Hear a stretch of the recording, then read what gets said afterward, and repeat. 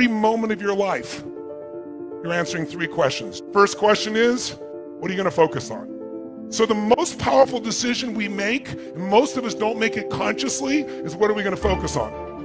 We don't focus on everything. We focus on a small number of things, and that's what we experience in life.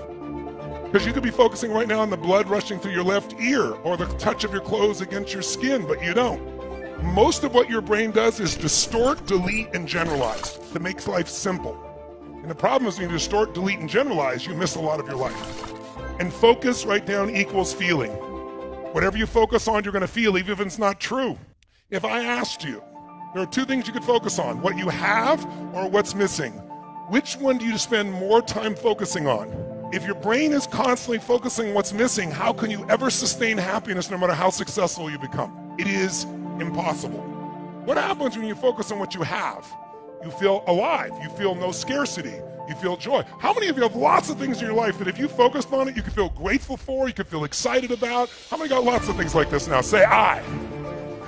But it doesn't exist unless you focus on it. And we all have patterns of focus. Do you tend to focus more on what you can control or what you can't control, what's outside your control? What is someone going to feel who's constantly focused on what's missing and what they can't control? Sad, frustrated, angry, depressed? So why are they still depressed? Because they're still focusing on what's missing. And they're focused on what they can't control. And I'll add one more. Do you tend to focus more on things from the past, the present, or the future? We all do all 3. But if you're going to spend your predominant time and you want enjoyment, it's the present. If you want to create a great life, it's the future. So it's a balance between the present and future. These 3 patterns alone can change your whole life. The second question is, what does this mean? Because the minute you focus on something, you have to give it a meaning. Is this the end or the beginning? Is God punishing me? That's why this problem happened? Is God challenging me? Or is this problem a gift from God?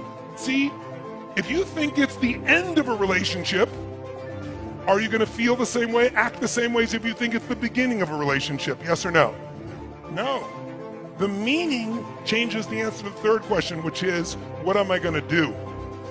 Because meaning equals emotion. Whatever you give a meaning, you're going to have a feeling. If you think God is punishing you, you're going to have a very different feeling from that meaning than if you think God is challenging you or this problem is a gift from God. These 3 questions are happening every moment of your life. And if you're not careful, they take control of you. We are the people that create the quality of our lives. We got to change what's going on here and here.